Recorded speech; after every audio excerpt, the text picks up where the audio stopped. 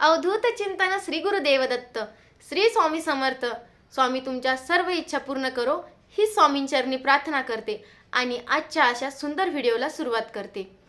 तर गुरुचरित्र पारायण जर आपण करत असाल, गुरुचरित्र पारायण केल्याने आपल्याला कसल्याही प्रकारची कमी राहत नाही.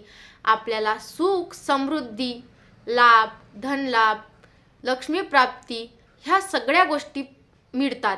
आपण गुरुचरित्र पारायण हे करायलाच हवं. महिन्यातून एक वेळा नाही झालं शक्य तर दत्त जयंतीला तर करायलाच हवं आहे. कारण या पारायणाचे असं आहे ना की खूप पुण्यवान लोकांनाच हे पारायण करायला मिळतं आणि हे खूप पुण्याचंच काम आहे. गुरुचरित्र पारायण केल्याने आपल्या घरामधल्या निगेटिव्ह एनर्जी सगळ्या दूर होतात आणि पॉझिटिव्ह एनर्जी यामध्ये येतात. आपल्यामध्ये सुद्धा आणि आपल्या घरामध्ये सुद्धा आपल्याला पॉझिटिव्ह एनर्जी दिसतात. गुरुचरित्र पारायण केल्याने मनुष्याची कुठलीही गंभीर समस्या असो, यादी मादी आजार हे सगळे काही बरे होतात.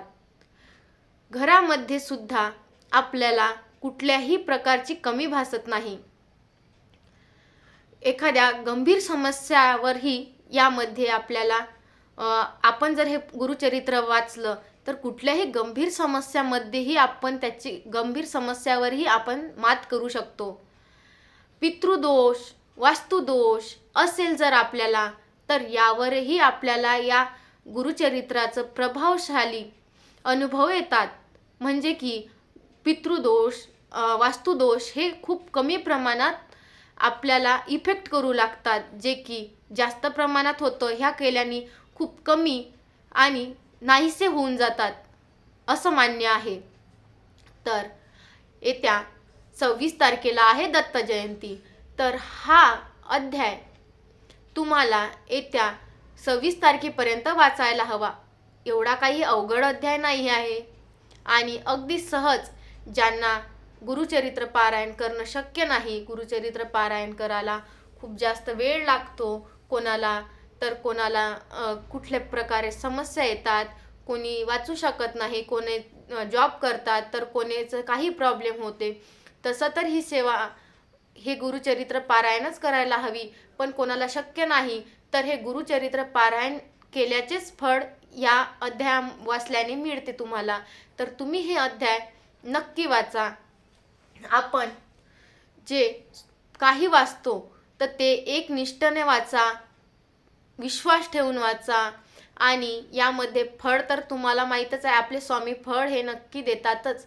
आपले स्वामी असे आहे की आपली आई जशी आपण जी इच्छा त्यांना मागतो, आईला एखादी गोष्ट जर आपण आईला घेऊन मागितली पण आई ती जर गोष्ट वाईट असेल तर ती आपल्याला देत नाही. आपल्याला जे चांगलं आहे तेच आई आपल्यासाठी करते. तसंच आपले स्वामी महाराज आहे, जे आपल्यासाठी चांगलं आहे त्याच गोष्टी आपल्याला देतात. तर आपण गुरुचरित्रामधील 9वा अध्याय हा आपल्याला वाचायला हवा. दर गुरुवारी वाचला तरी चालेल, पण आता दत्त जयंती येणार आहे त्यामुळं तुम्ही हे अध्याय रोजच वाचा. नाहीतर नेहमी रोजच्या रोजही आपण दर गुरुवारी वाचला तरीही चालेल. हे एवढा काही अवघड अध्याय नाही आहे आणि तो 12:30 ते 12:30 या दरम्यान वाचू नका. कारण दत्त महाराजांची ही वेळ भिक्षा मागायला जाण्याची आहे. या वेळेमध्ये कधी वाचू नका. दिवसभरातून तुम्ही कधीही हा ग्रंथ वाचू शकता. हा 9वा अध्याय अवघड नाही आहे. तुम्हाला वाचणं शक्य नसेल तर तुम्ही तुमच्या मुलीला, कोणालाही, तुमच्या पतीला हा ग्रंथ, हा अध्याय कोणीही वाचू शकतं. यामध्ये एवढी शक्ती आहे आणि यामध्ये सुद्धा आपण गुरुचरित्र वाचण्याचे फळ आपल्याला मिळते. आपल्याला शक्य असल्यास काही वेळापुरतं आपण केंद्रामध्ये जाऊनही हे सेवा करू शकतो, हे अध्याय वाचू शकतो. तसं जर केंद्रामध्ये आता दत्त जयंती असल्यामुळं खूप साऱ्या सेवा चालू आहे, त्या सेवा तुम्ही नक्की तुम्हाला जमत असेल तर वीणावादन आणि अखंड सारामृत चालू असतं, अखंड गुरुचरित्र पारायण चालू असतं. तुम्हाला शक्य असल्यास तेही करा आणि शक्य नसल्यास तुम्ही साध्या साध्या सेवा म्हणजे जसं की विणावादन, नाही तुम्हाला 1 तास घेणं होत तर 5 मिनटं 15 मिनटं हे एवढंही तुम्ही घेतलं तरीही चालेल. कारण फक्त तुमचा मन, श्रद्धा आणि विश्वास यावर सगळ्या गोष्टी आहे.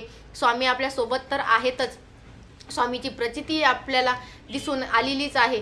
त्यामुळं आपण हे दत्त जयंतीला पोथी वाचताना, अध्याय वाचताना आपण दत्त महाराजांचे फोटो असल्यास दत्त महाराजाचा फोटो समोर ठेवायचा, नसल्यास स्वामी महाराजांचा फोटो समोरही चालते. आणि आता येणाऱ्या दत्त जयंतीला तुम्हाला जेवढी होत असेल तेवढी सेवा करा.